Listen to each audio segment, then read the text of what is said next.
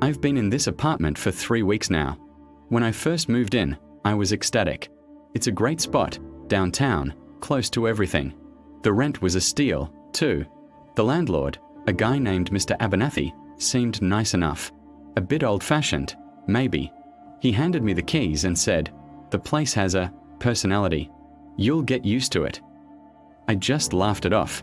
I figured he meant the old plumbing or the creaky floors. I wish it was just that. The first few days were a blur of unpacking boxes and ordering takeout. I had music blasting, the TV on for background noise. It felt like any other move. It wasn't until the third night that I noticed it. The silence. I'd just finished setting up my home office, turned off the music, and was about to head to bed. And it hit me. This wasn't just quiet. This was a heavy, thick silence that felt like it was pressing in on me from all sides. You know how in a normal quiet house, you can still hear things? The hum of the fridge, the distant sound of traffic, the building settling. Here, there was nothing. It was like all the sound in the world had been sucked out of the room. It was so profound that I could hear my own heartbeat, loud and thudding in my ears. I tried to ignore it, chalk it up to being in a new place. I put on a podcast to fall asleep. The next day, I went about my business. But the moment I came home from work and shut the door, the silence was there, waiting for me. It became a presence. I started leaving the TV on all the time, even when I wasn't watching it. I'd play music from the moment I woke up until the second I went to sleep. Anything to keep the silence at bay. One evening, I decided to test it. I turned everything off. The music, the TV, my phone. I just stood in the middle of my living room and listened. And there it was. That deep, suffocating quiet.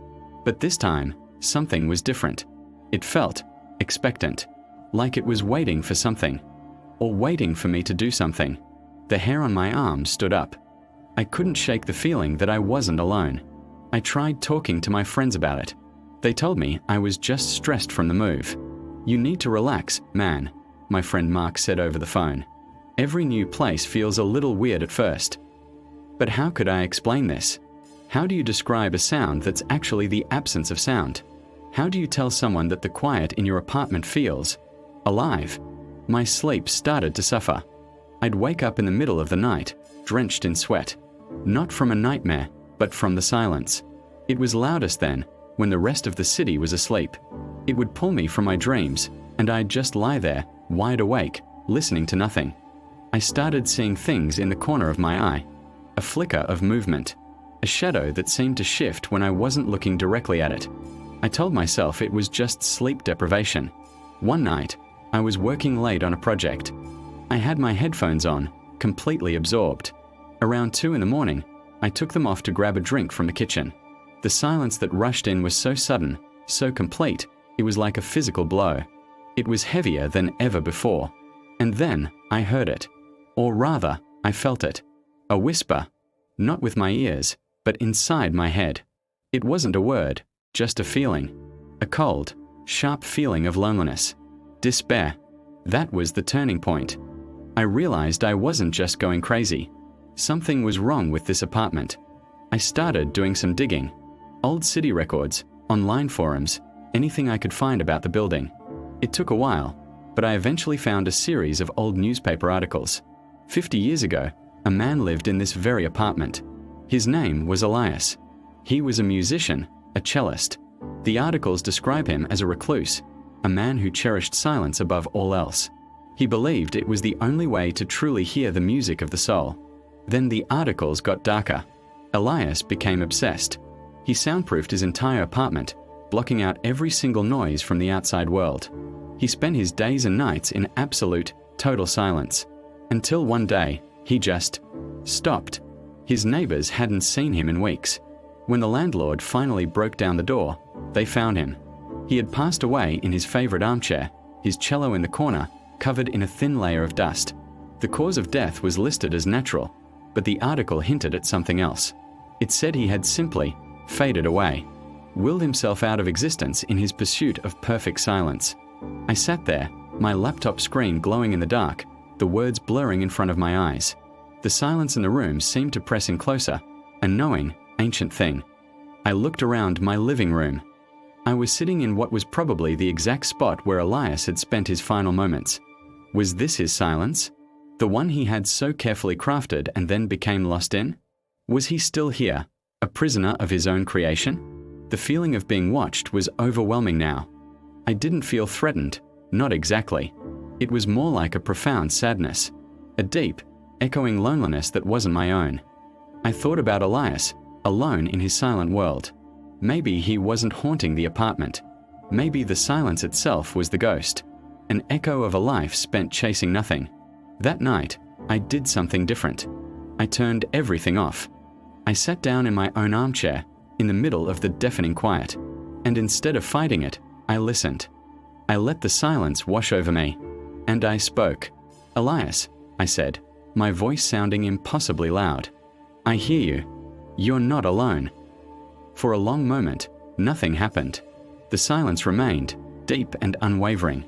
Then, slowly, almost imperceptibly, I heard something. Faint, at first. A low hum. I realized it was the refrigerator. And then, the distant rumble of a truck passing on the street below. The gentle creak of the floorboards in the apartment above. The sounds of the world, of life, were seeping back in.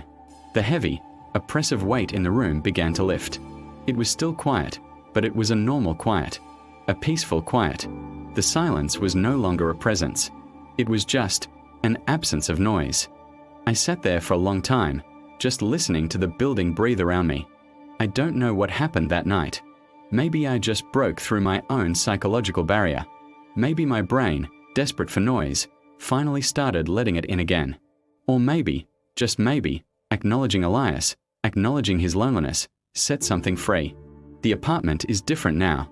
It's quiet, yes, but it's a good quiet. The kind of quiet that lets you think, that lets you rest. Every now and then, late at night, I think I can almost hear the faint, ghostly notes of a cello. A sad, beautiful melody. And I just smile. I haven't told the landlord. What would I even say? Some things, you just have to experience for yourself. Some silences, you just have to learn to listen to. Thanks for coming along on this strange journey with me. If you've ever had a weird or unexplainable experience in a new home, I'd love to hear about it in the comments. Don't forget to like this video and subscribe for more stories. Stay curious, and I'll see you in the next one. No one told me this story. I lived it. And maybe that's why almost no one believes me. It all started when I returned to my grandfather's house deep in the countryside. After he died, the place stayed empty for months. No one wanted to stay there. People said the house had a strange weight to it. I thought it was exaggeration. Small towns always invent things when someone dies alone. The house stood isolated, close to a stretch of dense forest. Old wood, floors that creaked even when no one walked on them. The kind of house that feels like it breathes at night. At first, there was only silence. A heavy silence, but normal. The kind you feel when you're completely alone. The first few nights I slept poorly, but that was expected. A new place, old memories, the smell of age. Nothing unusual, until the dreams began. They weren't normal nightmares. There were no monsters, no screams. They were dreams where I was awake.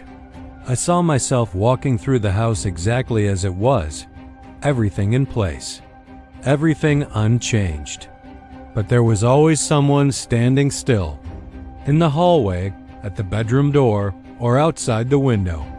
I never saw the face, just the presence. When I woke up, my body was stiff, sweaty, with the clear feeling that someone had just left the room. I tried to ignore it until the first night I heard the sound. It wasn't footsteps. It wasn't a creak. It was dragging, slow, very slow. The sound came from the backyard. I got out of bed, grabbed a flashlight, and looked through the window. Nothing. The forest was dark, too still. I went back to bed trying to laugh it off. But that night, something felt wrong. The air near the floor was colder, as if something had just passed through. The next day, I spoke to an old neighbor, a man who had known my grandfather since he was young. I mentioned the noises casually. He stayed quiet for too long. Then he asked, "Are you sleeping well?" I lied, said yes. He nodded slowly. "Your grandfather wasn't an easy man." That stayed with me. I returned home with a knot in my stomach. That night, I decided to stay awake. I wanted to prove it was just my imagination. Around 3 in the morning, I heard it again. The same dragging sound, this time closer. It no longer came from the yard. It came from beneath the house. My heart started pounding. The flashlight shook in my hand as I aimed it at the dirt floor.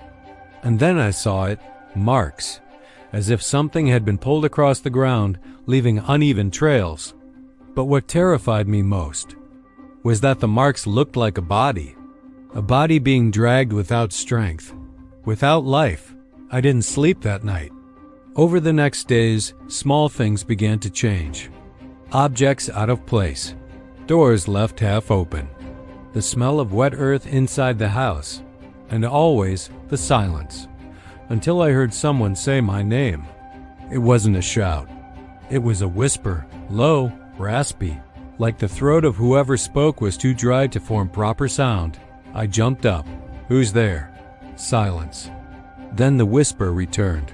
Closer now, it came from the hallway. When I shined the flashlight, I froze.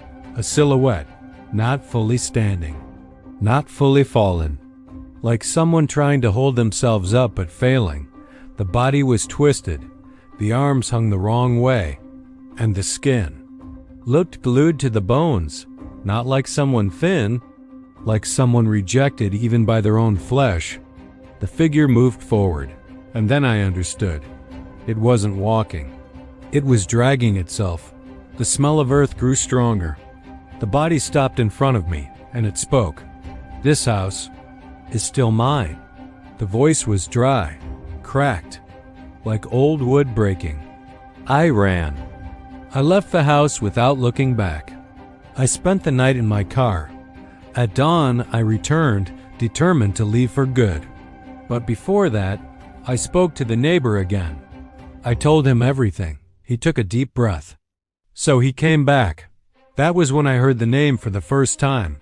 Dried body.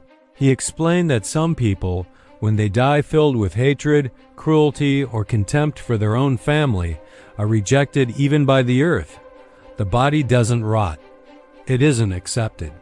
It remains trapped, a leftover of a person. My grandfather hadn't been a good man, not to me, but to many others. On my last night, I went back only to grab my things. The silence felt different, not empty, attentive. In the bedroom, the mirror was smeared with dirt, and behind me, I felt the presence. "You carry my blood," the voice said. "That's what keeps me here." Something cold touched my arm. "If you leave, I go with you." I didn't look. I never looked. I ran. I never went back. Today, I live far from that place. But sometimes, when the silence becomes too heavy, when I smell wet earth inside my house, I know it's still trying to stand. Some things don't die, they wait for someone else to keep them alive.